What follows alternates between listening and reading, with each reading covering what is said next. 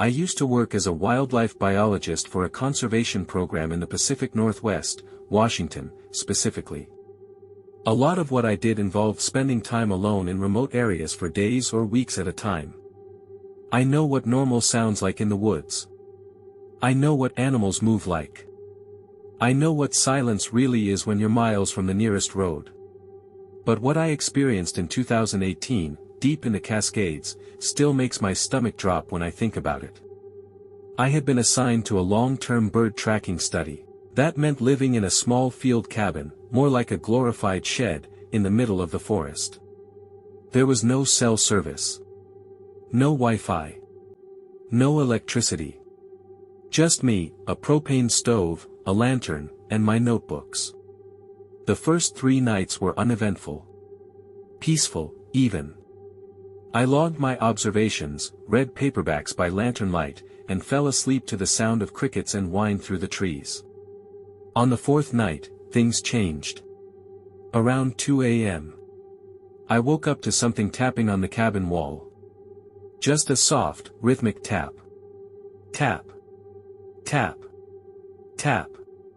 At first, I figured it was a branch moving in the wind, but when I stepped outside to check, the air was dead still. No wind. No branches near that wall. Then, I saw the footprints.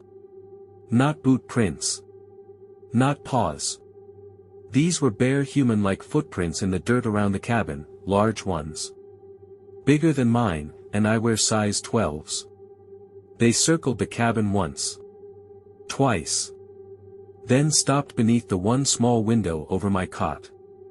I didn't sleep much after that. The next day, I hiked a few miles with my gear and set up an audio recorder, something I'd never done before out there. I told myself it was for owl calls, but I knew better. Something didn't feel right. That night, it came back. This time, it didn't just tap. It scratched. Long, slow scratches down the wooden wall. I lay in bed frozen, clutching a hunting knife I'd never once thought I'd need. The scratching would start, stop, then move to another wall. Like it was circling again. Then came the whispering. I swear to God, I heard it. Low, raspy, almost like a chant or a hum. I couldn't make out the words, if they were words at all, but it sounded like it was coming from just outside the window. I didn't open the curtain. I couldn't. At sunrise, I threw all my gear into my pack and practically ran the 6 miles to where my truck was parked. I didn't look back. I didn't even stop to check the audio recorder. When I turned it in to my supervisor later that week, I casually mentioned the strange noises. He raised an eyebrow and said, "Was it whispering?" That stopped me cold. I hadn't told anyone that part. He saw my face and said, "You're not the first." Turns out, the area near that old cabin has had reports going back decades. Strange sightings. Voices in the night. People feeling watched. Some locals, especially elders from nearby tribal communities, refuse to go near that stretch of forest after sundown. They speak of a creature, or spirit, that mimics human behavior but isn't human at all. Some call it a wendigo, others say it's just the old one in the trees. They say it likes to knock first. Or scratch. Or whisper.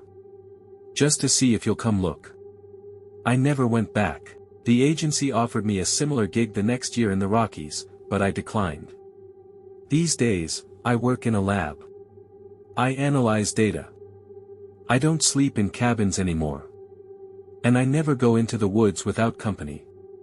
But sometimes, even now, I'll hear tapping on my apartment wall. I live on the 3rd floor. No trees. No wind. Just the tap. Tap. Tap.